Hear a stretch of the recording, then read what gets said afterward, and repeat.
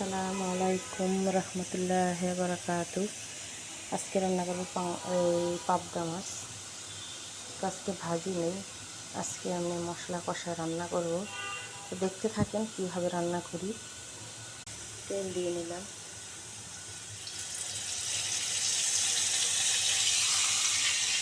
যখন পেঁয়াজটা ভাজবো তখন আদা বাটা দিয়ে দিলাম ও রসুন বাটা দিয়ে ভালো করে পেঁয়াজের সাথে ভেজে নেবেন, আদা রসুনের গন্ধ না থাকে। ভাজা শেষ, তখন আমি পানি দিয়ে দেবো অল্প একটু।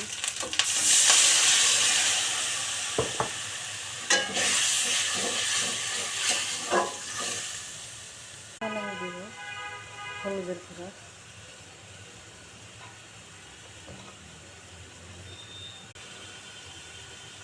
মরিচ গুঁড়া,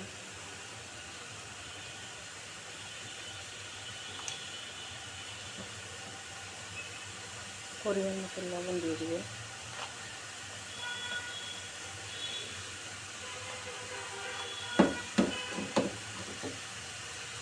ও ধনিয়া গুঁড়া।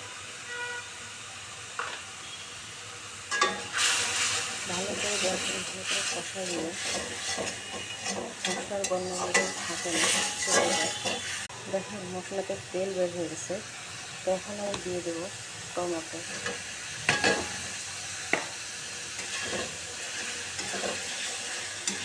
আমি অনেকক্ষণ কষায় নিয়েছি, এখন তেল বের হতেছে। তো এখন আমি যে তেল বের হয়ে গেছে, এখন আমি এক এক করে মাছ দিয়ে দেবো। একটু মাছটা ভেজে নিই, এই জন্য মাছটা একটু কষাই নেব।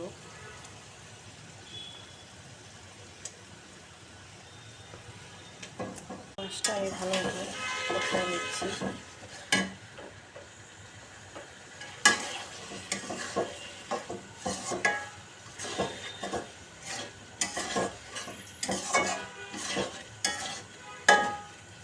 শেষ, এখন আমি পানি দিয়ে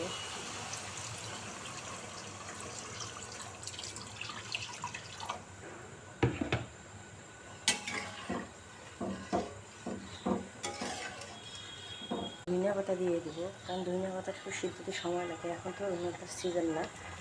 ধনিয়া পাতা দিয়ে দিলাম। তো যারা যারা আমার চ্যানেলটা দেখেন সবাই সাবস্ক্রাইব করে রাখবেন, অবশ্যই রান্না কেমন হয়েছে কমেন্টে জানাবেন ও শেয়ার করবেন ও লাইক দিবেন। সবাইকে অনেক অনেক ধন্যবাদ। যেহেতু আমি ইউটিউবে নতুন, আমি এত কিছু বুঝি না, সবার কাছে বলবো সবার উদ্দেশ্যে আমার চ্যানেলটি সাবস্ক্রাইব করে রাখবেন।